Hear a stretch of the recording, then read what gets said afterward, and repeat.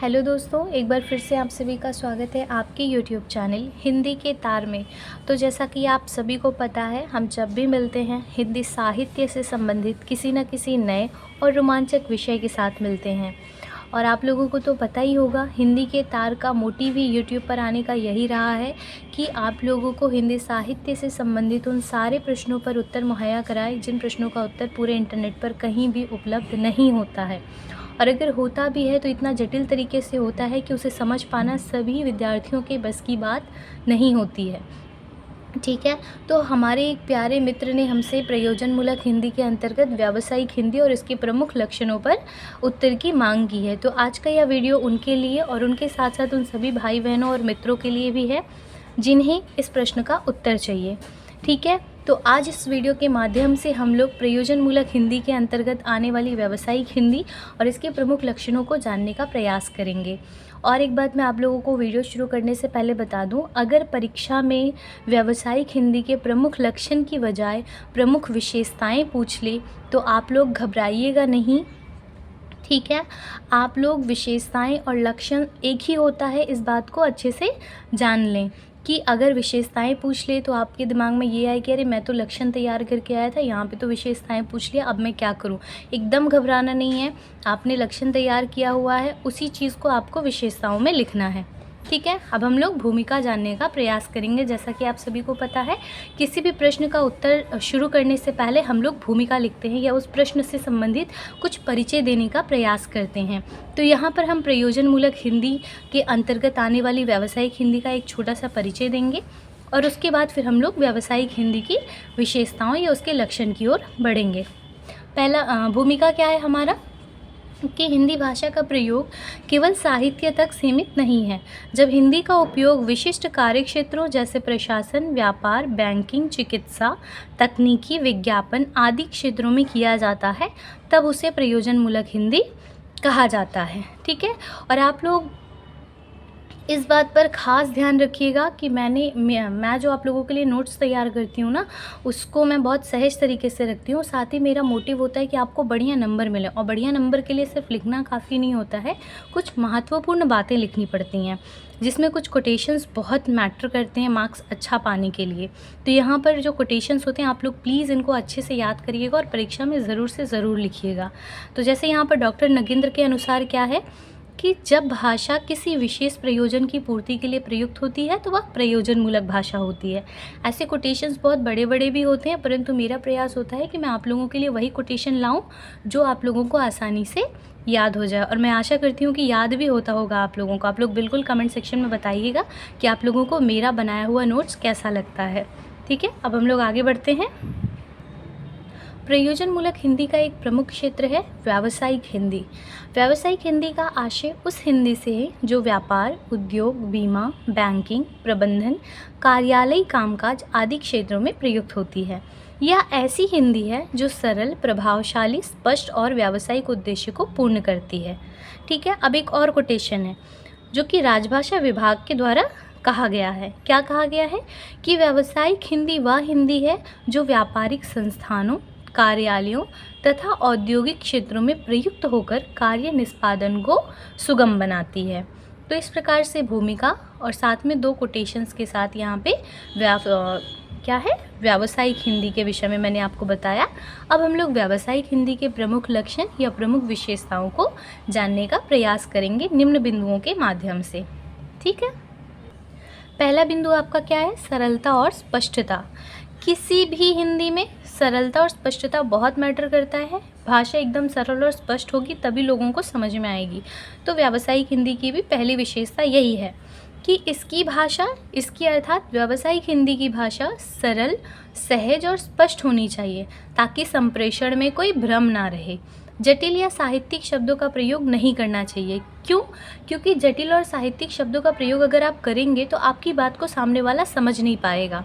ठीक है, लेकिन आपको एक ऐसी हिंदी का, एक ऐसी भाषा का प्रयोग करना है जिससे सुनने के बाद सामने वाला आपको समझ सके। तो व्यावसायिक हिंदी मतलब क्या होता है? जो व्यवसाय के क्षेत्रों में प्रयुक्त हो रही है जो हिंदी, उसी हिंदी के विषय में यहाँ पे कहा गया है ना। तो ये आपका सरलता और स्पष्टता बहुत मैटर करता है।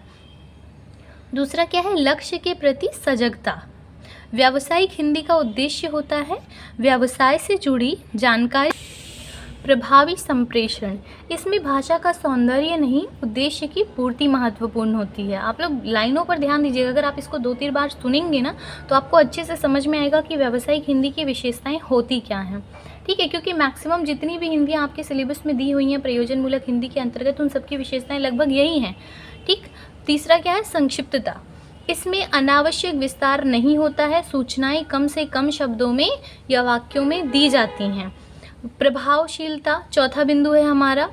भाषा में इतना प्रभाव होना चाहिए कि वह ग्राहक या सहकर्मी को त्वरित प्रक्रिया के लिए प्रेरित कर सके। आप लाइन को समझिए, इसमें प्रभावशीलता बोलकर क्या बोलना चाह रहा है कि व्यावसायिक हिंदी के अंतर्गत व्यवसाय आते हैं सारे, तो वो आपका जो शब्द है या आपके जो वाक्य हैं इतने प्रभावशाली होने चाहिए, मतलब इतना सटीक और संक्षिप्त रूप में इतना प्रभावशाली होना चाहिए ना कि उसे पढ़ते ही जो पाठक या जो ग्राहक है या जो सहकर्मी है उसको तुरंत समझ में आ जाए कि आप क्या कहने का प्रयास कर रहे हैं। ठीक है, पांचवा बिंदु क्या है? व्यावसायिक शब्दावली का प्रयोग। जैसा कि आप सभी को मैंने पहले भी बताया है कि प्रत्येक हिंदी की अपनी सुनिश्चित शब्दावली होती है, स्पेशली क्या है आपका प्रयोजनमूलक हिंदी के अंतर्गत। ठीक है, जितनी भी हिंदियाँ आती हैं इन सब के लिए जिस भी क्षेत्र का है उस क्षेत्र के लिए कुछ शब्द निर्धारित कर दिए गए हैं, आपको उन्हीं शब्दों का प्रयोग करना है। उसके अतिरिक्त अगर आप किसी और शब्द का प्रयोग करते हैं तो वह गलत माना जाएगा, अमान्य माना जाएगा। उसी प्रकार से व्यावसायिक भी है, व्यवसाय भी है। व्यवसाय के क्षेत्र में भी शब्दावलियों को रूढ़ कर दिया गया है, जैसे चालान, कोटेशन, भुगतान, रसीद।